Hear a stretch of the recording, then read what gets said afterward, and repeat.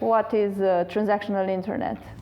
Yeah, the transactional internet is we believe the next incarnation of the trust on the internet, because trust of the internet today is mainly done through institutions. So these are entities, middlemen who create trust to facilitate transactions for us, and they do that because they learn about us and they collect all our data, and through that they create trust.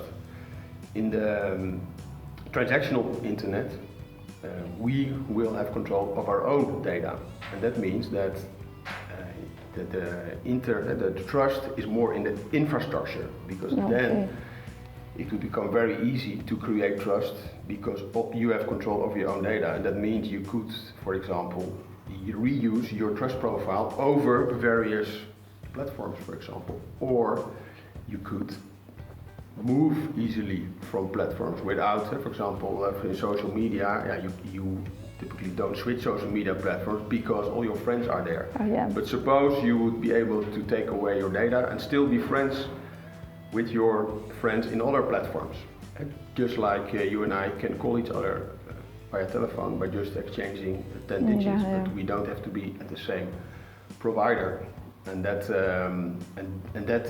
concept of being in control of your data we call data sovereignty. And we believe that is the next phase of digitization which we need to go to in order to rebalance our position against major platform providers. Actually, in the book you make a clear distinction between interaction and transaction. The interactions is information exchange, and a transaction is information exchange with legal consequences, and that's the definition we apply in the book, and that in the end every interaction becomes a transaction, and in fact many of our legal constructed transactions today are a set of interactions which lead to a certain transaction in the end. And if you buy something on an online platform, underlying there is a lot of interaction, say information exchange, and at the end there is a economic and legal transaction happening. So we do it already all the time. The trust. And that is the trust is now created by aggregating a lot of data, because then the platform can sit in the middle and facilitate the transaction and manage both sides of the equation and manage the risk for both parties to do a transaction.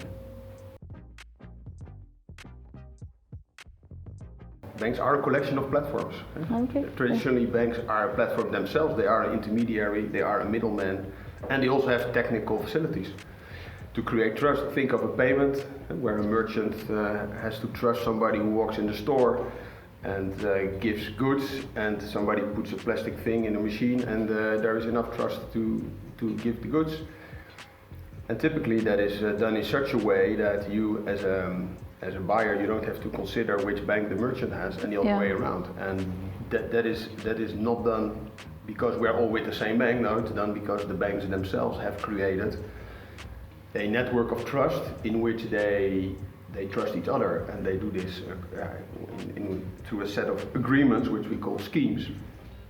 And that has proven to be a very scalable and also fail-safe model, a distributed model, and over many years, this paradigm is a very sturdy one to power our society in terms of payments. Well, we don't know so much about Libra, so we can only anticipate on what we read about it. And the way it looks, it is indeed a uniform information space or a database, but a very much distributed one.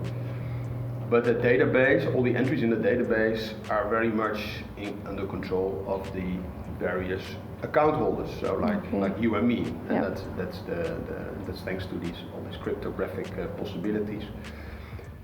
So you are very much in control of which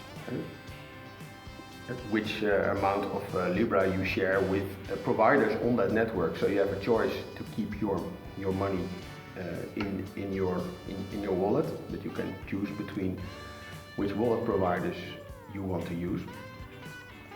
But every wallet provider, there's not one wallet provider which will have everybody in them. Although, as Facebook is going to be a major wallet provider, it's very likely that they will become a very big one, Calibra, and that they will indeed be able to use a lot of that data. Yeah.